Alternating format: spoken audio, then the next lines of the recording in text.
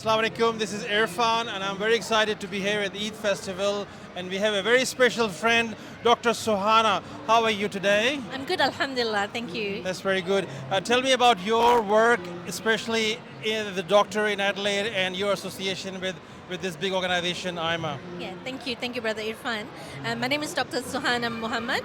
I'm a GP and I'm a secretary of AIMA SA. Wonderful, wonderful. And I know that you are GP, you must be very, very busy with your patient, but why your heart is here today, what you're doing here today as a volunteer? I think AIMA SA, together with AIMA National, is doing something that we've all wanted to do for a long time, which is to be a good doctor and to be Muslim. And to do both at our best is something that we've been really wanting to do, and AIMA allows us to do that. That's wonderful. Yeah.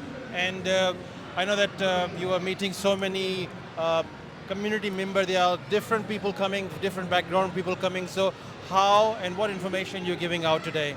Yeah. So today, it's been great. MashaAllah, it's been really wonderful. I think the crowd has been really great. The most important message we have out there is about looking after themselves. Yes. Preventative health. Yes. Looking after ourselves is part of our deen. Inshallah, AIMA would like to be part of that. That's very good.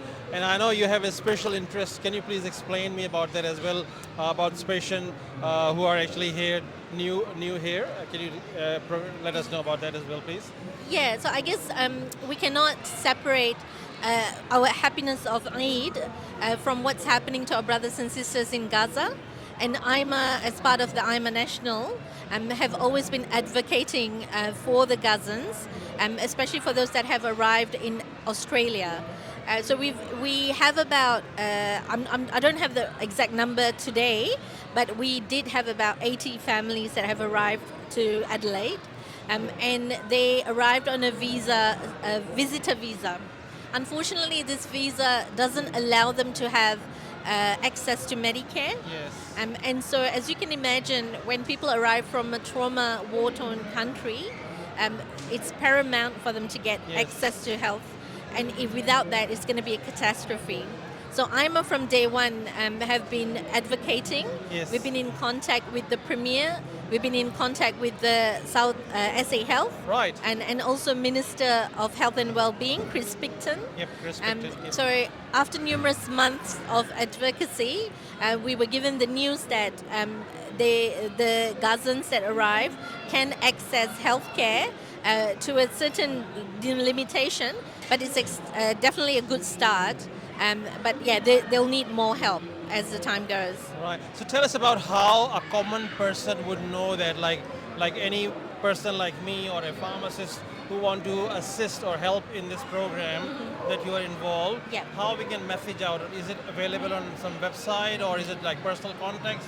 Yeah. So I think if there is anyone, with a pharmacy or who has access to pathology and imaging, they can contact AIMA through AIMA SA. How they can contact? What's the way of contacting them? I suppose email is pretty good. Okay. They can access our website through aima.org.au and find the SA contact. Yep, we have the banner just in background here as well. Perfect. So easily accessible, as you mentioned. And is it just limited to one group of people, or is it you're welcoming every other nation as well? Yeah, of course. So AIMA welcomes all healthcare professionals, students, medical students, healthcare students. Yes, we have few students today. Yep. They were checking the blood pressure. I met him That's when he was right. from Singapore. We chat about isolation when you were here as a student. So a lot of things we discussed with them That's as well. right, yeah. And any allied healthcare professionals as well. That's wonderful. Yeah. No, thank you very much for talking to No me. problem. Thank you. Enjoy your day.